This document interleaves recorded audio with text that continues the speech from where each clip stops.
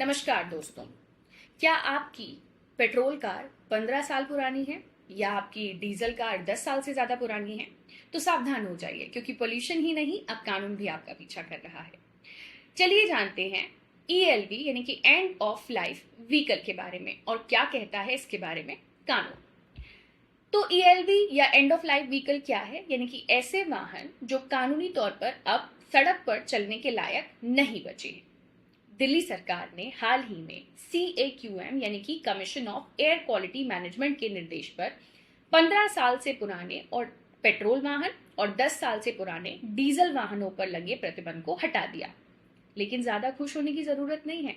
इसका मतलब ये नहीं कि आप अपनी पुरानी गाड़ियों को दिल्ली में अब सड़कों पर दौड़ा सकते हैं। NGT 2015 के आदेश और सुप्रीम कोर्ट का 2018 का फैसला आज भी लागू है, जो कहता है कि 10 साल से ज्यादा पुरानी डीजल वाहन और 15 साल से ज्यादा पुराने पेट्रोल वाहन, लेकिन ये पर्सनल व्हीकल्स के बारे में है, दिल्ली और NCR में बैंड है। इनका री रजिस्ट्रेशन नहीं हो सकता दिल्ली NCR में।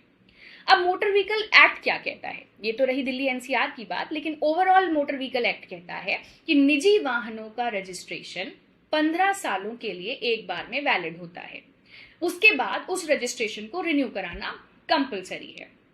अब लेकिन चूंकि NGT का प्रतिबंध लागू है दिल्ली में, इसलिए दिल्ली NCR में ELV यानी कि एंड ऑफ लाइफ व्हीकल्स का रजिस्ट्रेशन रिन्यू करना संभव नहीं है।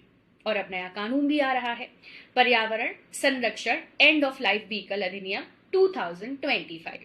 क्या कहता है ये कानून?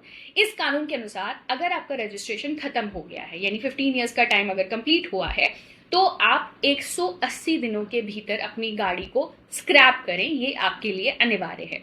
यानी अब आपकी पुरानी गाड़ी खराब नहीं, गैर कानूनी की श्रेणी में आएगी। तो दोस्तों, अगली बार जब आप अपनी ELV यानी कि एंड ऑफ लाइफ व्हीकल गाड़ी को बेचने या उसको छुपाने की कोशिश करें, तो ऐसा मत कीजिए। उसको ले जाइए सरकारी रजिस्टर्ड स्क्रैपिंग सेंटर और वहां से पाइए स्क्रैप का सर्टिफिकेट और नई गाड़ी पर टैक्स में छूट। पर्यावरण भी बचेगा और आप कानून के दायरे में भी रहेंगे। वीडियो पसंद आया हो तो लाइक कीजिएगा, शेयर कीजिएगा, सब्सक्राइब कीजिएगा और हाँ, कमेंट में हमें जरूर बताइए कि आपकी कार कितनी पुरानी है।